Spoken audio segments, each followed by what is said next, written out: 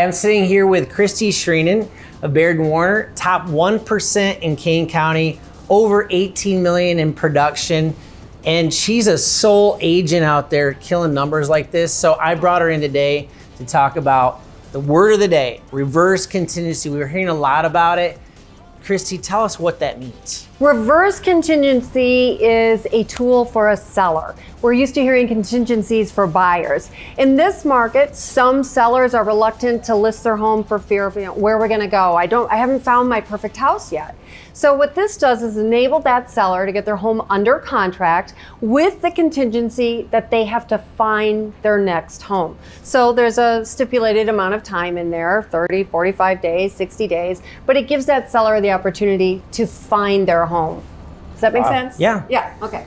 So how do we get around that? Because I know that when we hear the word contingency, it can kind of have a negative connotation. Yeah. So what are other options that we could possibly go with? What I like is very simple and clean, a rent back, which means, you sell your home, you go under contract today, and let's say we're going to close in 45 days, which is typical, and then rent back from that new buyer for 60 days or whatever is comfortable, so you can find that house. Clearly, there's going to be a lot more listings coming to the market in the spring, and it just gives everybody a little bit more time.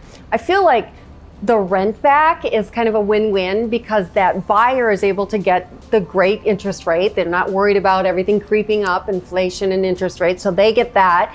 And then the seller gets the luxury of a little more time in the comfort of their home without having to scramble. We haven't found it yet. So. Wow. And I also, with the rent back, I like that, everything's closed and done, where with the reverse contingency, let's say that seller gets 45 days to find another home. What if their buyer finds something better or different or changes their mind? So it's just very clean and simple for a simple rent back. I like that. If you have any questions, feel free to reach out. We'll walk you through the process.